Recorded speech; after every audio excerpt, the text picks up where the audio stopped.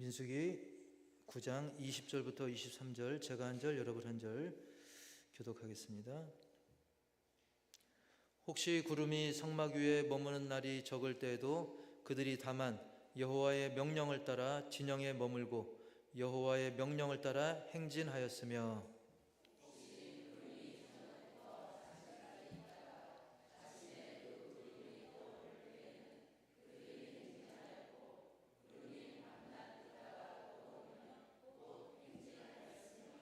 이틀이든지 한 달이든지 1년이든지 구름이 성막 위에 머물러 있을 동안에는 이스라엘 자손이 진영에 머물고 행진하지 아니하다가 떠오르면 행진하였으니, 곧 그들이 여호와의 명령을 따라 진을 치며 여호와의 명령을 따라 행진하고 또 모세를 통하여 이르신 여호와의 명령을 따라 여호와의 직임을 지켰더라.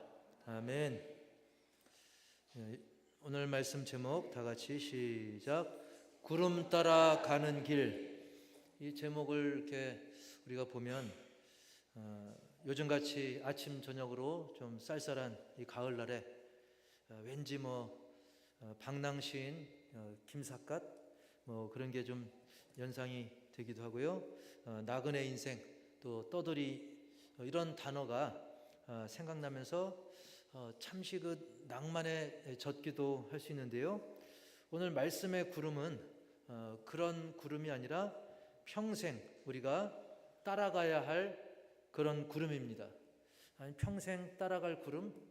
우리 어렸을 때 막 구름 따라가다 보면 옆 동네까지 가도 한이 없잖아요. 예. 그런데 그런 구름이 아니고 다른 구름인데요. 오늘 말씀을 통해서 그걸 잘 깨닫고 적용할 수 있기를 주님의 이름으로 축복합니다. 만약 우리가 평생 노예로 살다가 갑자기 자유의 몸이 된다면 그 기분이 어떻겠습니까? 옛날 말로, 저 어릴 때 말로 그야말로 째진다라고 할 수 있죠. 야, 기분 째진다. 요즘은 잘 안 쓰는 말인데 아마 그걸 표현 못할 정도로 좋을 겁니다. 그러나 그 순간의 기쁨, 엄청난 기쁨 이후에 우리는 또 현실도 내다볼 줄 알아야 돼요. 그래서 기쁨에 취해서 현실을 망각하고 멍하니 살다가는 예전보다 더 쓰리고 더 고통스러운 일을 맞이할 수도 있는 거예요. 과거 우리나라가 1945년 8월 15일 드디어 그 해방을 맞았을 때 얼마나 기뻐했습니까? 얼마나 기뻐하고 정말 상상 초월할 정도로 기뻐했습니까? 그러나 채 5년도 지나기 전인 1950년 6월 25일 그 유명한 6.25 한국전쟁이 터지면서 1953년 7월 27일까지 무려 3년하고도 1개월이 넘도록 같은 민족끼리 서로 죽고 죽이는 전쟁의 비극으로 셀 수 없을 정도로 무고한 생명들, 그 정확한 집계가 없어요. 제가 조사해봐도 딱 정확하진 않더라고요. 그 정도로 셀 수 없이 많은 생명들이 죽었던 것이죠. 그래도 다 토탈 합치면 200만에서 왔다 갔다 하는데요. 그 중에는 민간인 수가 굉장히 또 많습니다. 이것을 통해서 우리가 얻을 수 있는 교훈이 뭡니까? 그 엄청난 희생을 치르고 얻은 그토록 귀한 자유, 너무나 그 엄청난 희생을 치르고서나 얻은 그 자유도 그걸 만끽하기만 하고 이후에 제대로 지키지 못한다고 한다면 차후에 더 큰 비참한 일들을 우리가 겪을 수도 있다는 겁니다. 이것은 영적 전쟁, 우리 신앙생활도 마찬가지입니다. 우리 대한민국 지금 많은 교회들이 있지만 이렇게 되기까지 많은 선교사님들, 또 믿음의 선진들이 피를 흘려가지고 이 땅에 그 결과로 복음이 전해졌고, 우리는 그 복음을 믿음으로 죄와 사망으로부터 참 자유를 얻게 된 줄 믿습니다. 그래서 우리 신자들은 더 이상 죄와 사망의 노예가 아니라 하나님의 자녀가 된 거예요. 우리는 가끔 걸 잊을 때가 있어요. 내가 하나님의 자녀인 걸 잊을 때가 있는데 분명합니다. 예수님을 믿음으로 저와 여러분은 하나님의 자녀가 된 것입니다. 그런데 멍하니 세상에 취해가지고 이 믿음을 놓쳐버린다면 아까 그 6.25 때 교훈처럼 이 세상의 비극보다도 더 비참한, 세상에 또 비극이 얼마나 많아요. 근데 그거는 게임이 안 될 정도로 더 비참한 그런 현실을 마주할 수 있기 때문에 예수님께서도 이를 경고하는 말씀을 주십니다. 누가복음 11장 26절 보면 시작. 이에 가서 저보다 더 악한 귀신 7을 데리고 들어가서 거하니 그 사람의 나중 형편이 전보다 더 심하게 되느니라. 아멘. 하나의 귀신 들렸었는데 그 귀신 하나가 나갔어요. 더러운 귀신이. 근데 나중에 그 사람의 심령이 깨끗해진 걸 보고 더 악한 귀신을 데려와 가지고 나중에 그 형편이 더 심하게 되었다. 즉 우리로 하여금 예수님이 교훈을 주시는 거죠. 당장 좋아졌다고 거기에 취해 있지 말라. 대비하라. 더 굳센 믿음으로 또 주님을 의지함으로 이겨내라. 그리고 하나님께서도 지금으로부터 약 3,500년 전에 있었던 그 출애굽 사건을 통해 가지고 우리들 또한 그런 잘못을 반복하지 않도록 계시의 말씀을 주셨습니다. 그게 오늘 제 본문의 내용들인데, 당시 백성들은 그 노예로부터 해방돼 가지고 이제 정착하게 될 가나안 땅을 향해 정말 희망을 가지고 기쁨을 가지고 들뜬 마음으로 노예의 땅 애굽을 떠났습니다. 애굽을 떠났다. 그래서 출애굽이죠. 그런데 가나안 땅까지 도착하는 그 여정은 사실 만만치 않았어요. 왜? 광야를 지나야 되기 때문에. 광야가 어떤 곳입니까? 광야는 낮에는 막 그 뜨거운 태양열로 뜨겁고 밤에는 또 춥습니다. 기온이 참 떨어져 가지고. 그리고 사나운 짐승들이 있고요. 무엇보다 우리가 무서운 것이 사람이라잖아요. 밤길 가다가 무서운 게 제일 사람이라잖아요. 그래서 주변엔 강력한 이방 민족들, 그들과의 어떤 전쟁의 공포가 도사리고 있는 곳이 바로 광야인 것입니다. 게다가 달콤한 유혹도 있었습니다. 바로 이방인들과의 관계 속에서 우상숭배입니다. 우상숭배. 그 이방 민족의 우상숭배라고 하는 것은 우리가 단순히 그냥 뭐 물 떠놓고 대충 비나이다, 뭐 삼신할머니한테 비나이다 이 수준이 아닙니다. 그 이방의 우상숭배라고 하는 것은 당시에 아주 인간의 그 깊은 탐욕까지 막 자극시켜 가지고 당장의 사람들에게는 막 쾌락을 주고 환희를 주고 기쁨을 주는 것 같은데 결국은 하나님과 멀어지게 만들고 특히 음란의 죄에 깊숙이 빠져들게 해가지고 많은 영혼들로 하여금 심판의 나락으로 떨어지게 만들기 때문입니다. 거기에 빠지면 그 자기 아이도 바칩니다. 신에게. 그 정도로 무서운 게 우상숭배입니다. 처음부터 그렇게 되는 게 아니죠. 이러한 그 이스라엘 민족의 역사는 오늘날 우리의 신앙생활을 환기시켜 줍니다. 우리 역시 지금 가나안으로 비유되는 천국을 향해 가는 이 길이 순탄치만은 않다는 것을 보여주고 있습니다. 신자의 대적 마귀는, 이 사탄 마귀는 그저 팔짱 끼고 구경만 하는 게 아니라 때로는 강력하고 험악하게 우리를 몰아붙일 때도 있고요. 때로는 속삭이듯 달콤하게 어떤 인간관계에 교묘하게 역사를 해가지고 우리로 하여금 넘어지게 하거나 스스로 잘못된 판단으로 샛길로 빠지게 하는 경우도 많습니다.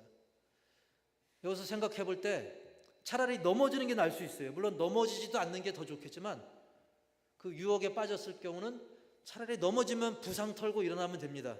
하지만 샛길로 빠져버리면 엄청난 시간을 낭비할 수가 있어요. 그 허송세월이 수년, 수십 년이 될 수도 있는 거예요.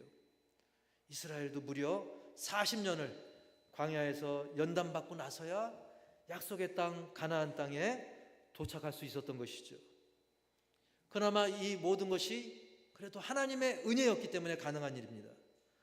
200만을 추산하는 그 믿음의 공동체가 우여곡절 끝에 약속의 땅에 도착하는 것, 그것도 광야를 지나서, 이것은 그야말로 하나님의 세밀한 도우심이 아니면 불가능한 일인데 그 하나님의 그 세밀한 도우심, 그 돌보심 중에 대표적인 것 하나가 바로 오늘 본문에 나왔던 구름 기둥인 것입니다. 자, 하나님께서는 마치 신호등 역할처럼 백성들의 그 안전한 여정을 위해서 구름으로 신호를 보내셨습니다. 즉 구름이 떠오르면 행진을 합니다. 그리고 그 구름이 저 그림처럼 성막 위에 머무르면 행진을 멈추고 거기서 이제 쉬는 것이죠.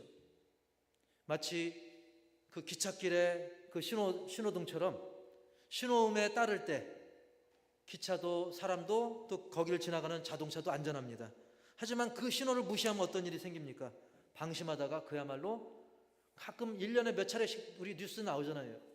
난리가 나죠. 대형 사고가 나서 사람이 중상 아니면 사망, 자동차는 뭐 폐차, 또 주변 교통 뭐 난리가 나는 것이죠. 엉망진창이 되고 마는 것입니다.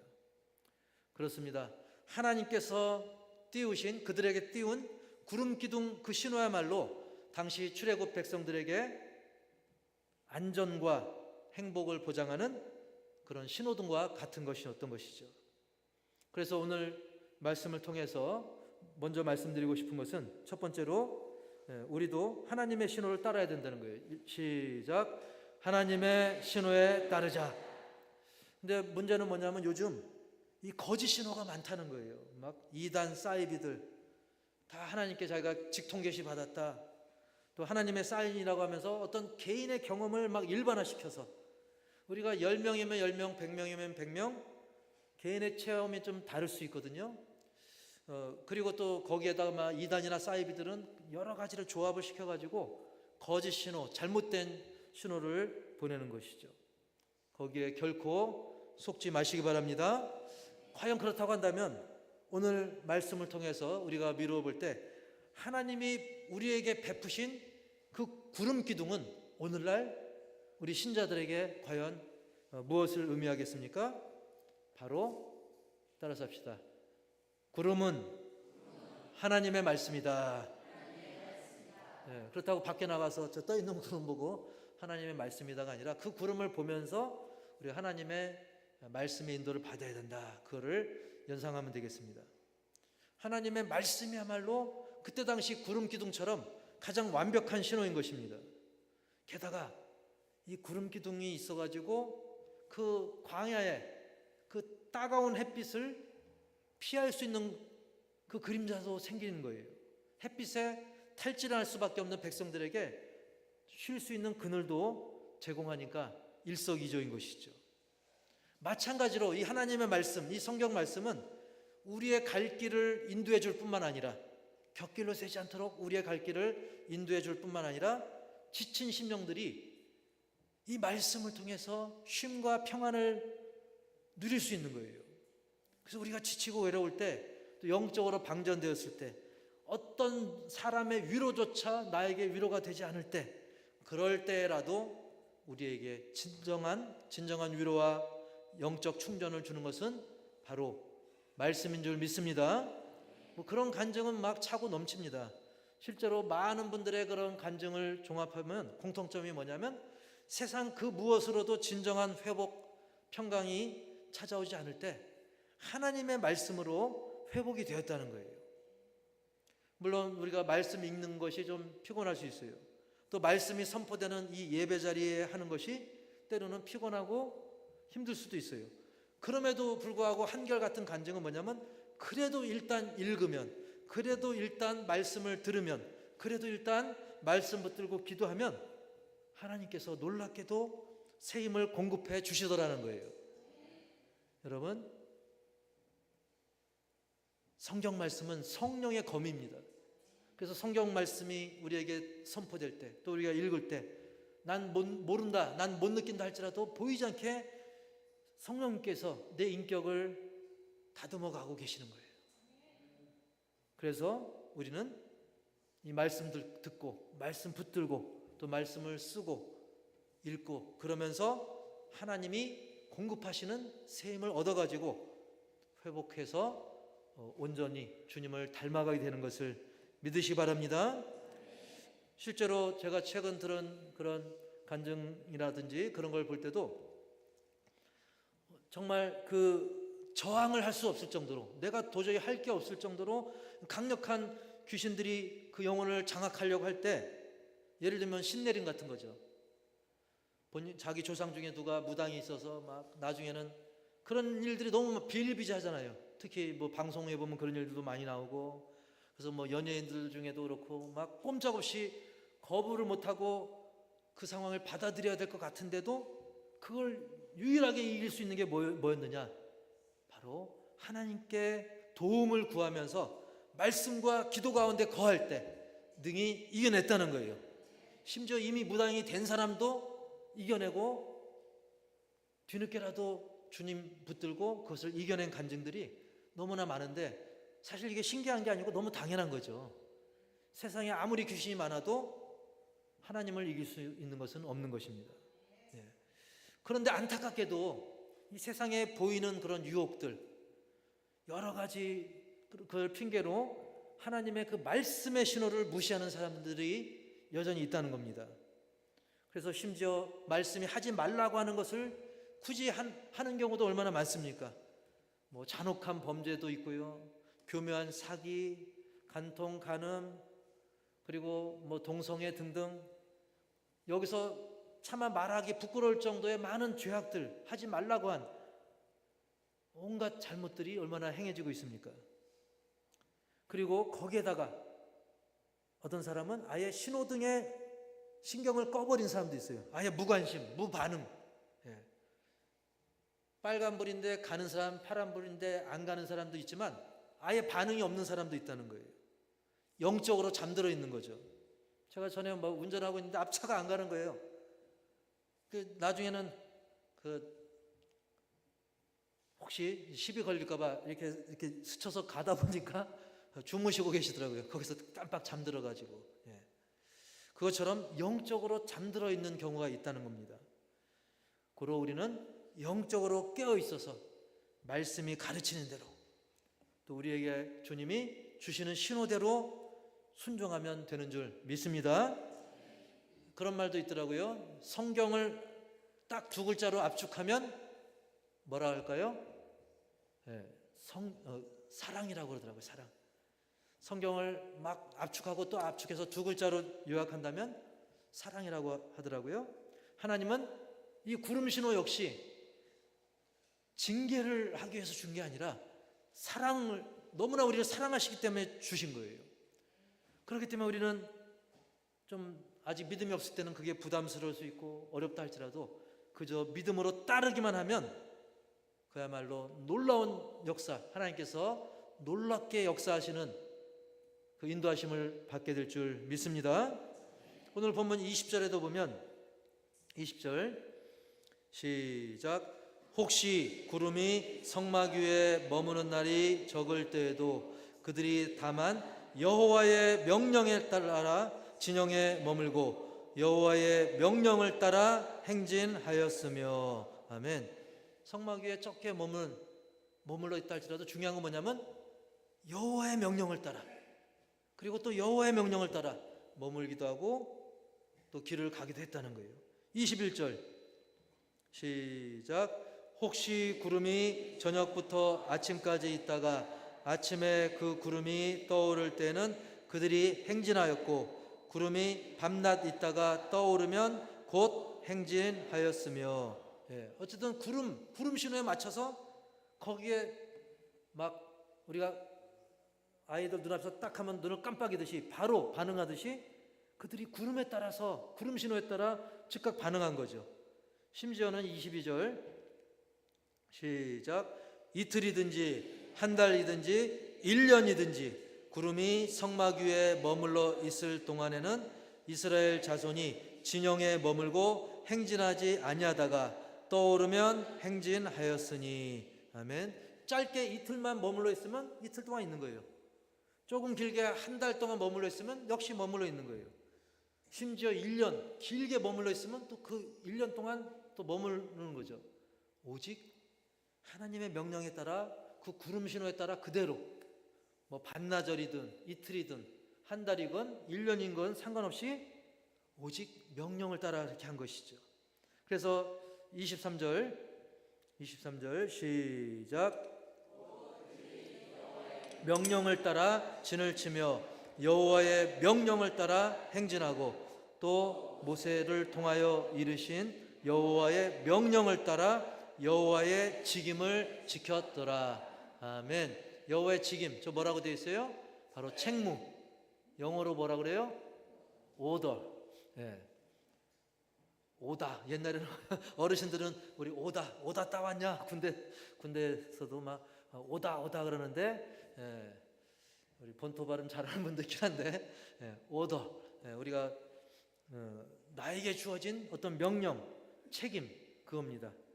즉 하나님께서 명령을 백성들에게 주셨는데, 특히 뭐 제사장이면 제사장에게 준 오더, 책무가 있어요.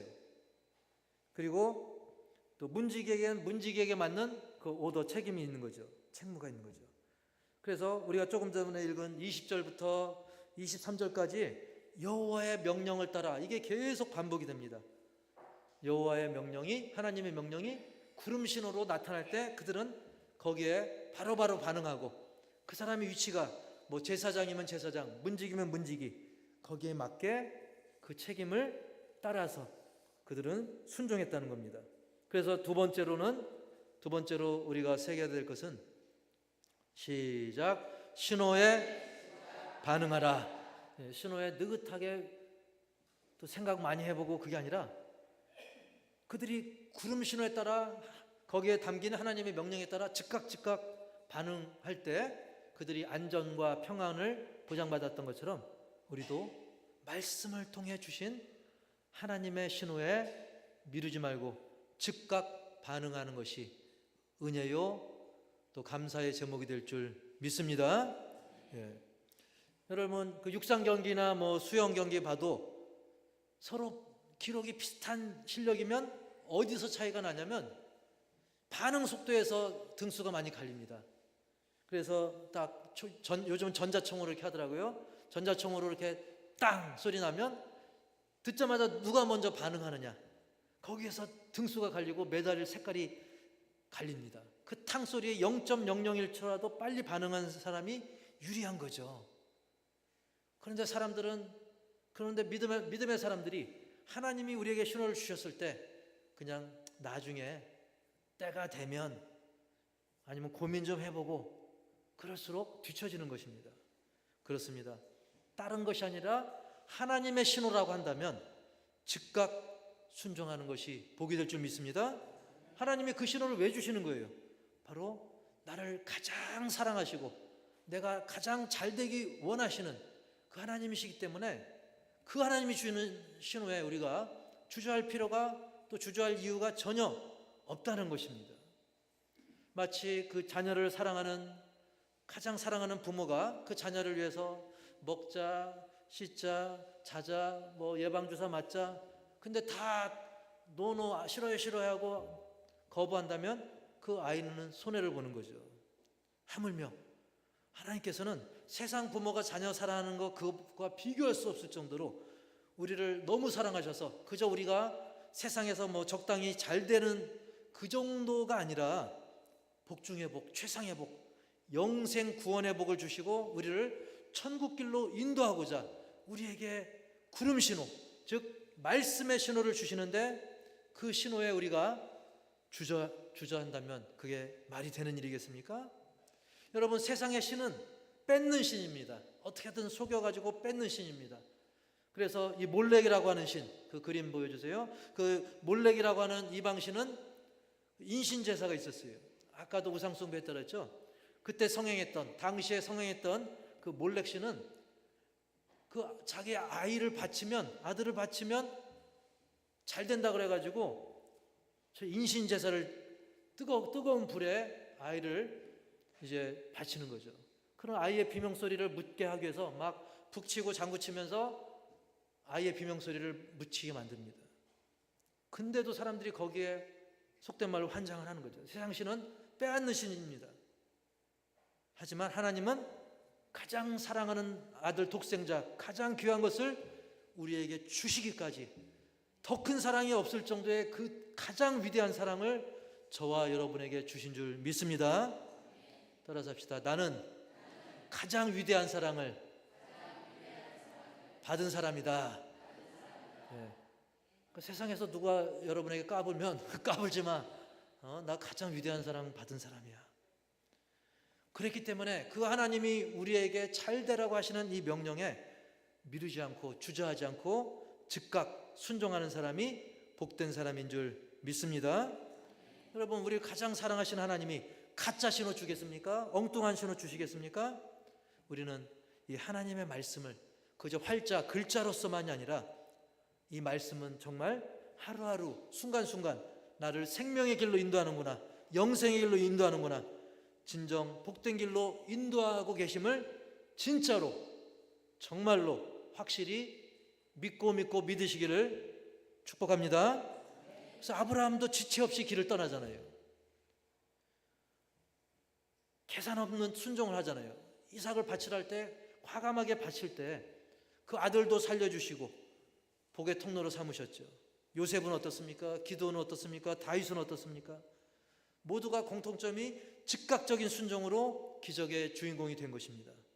여러분도 그 기적의 주인공이 돼서 여러분의 가족과 그 이웃들을 말씀의 구름으로, 영생으로 인도하는 구름, 말씀으로 인도하시기 바랍니다.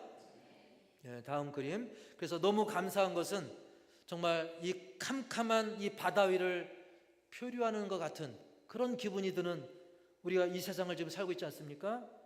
기준이 없는 것 같고 헷갈리는 일들이 넘실대는 이 시대에 하나님께서는 우리에게 너무나 확실한 구름 기둥, 즉 기록된 하나님의 말씀, 성경 말씀과 또 주의 종을 통해 선포되는 하나님의 신호, 선포된 말씀을 저와 여러분에게 주신 줄 믿습니다.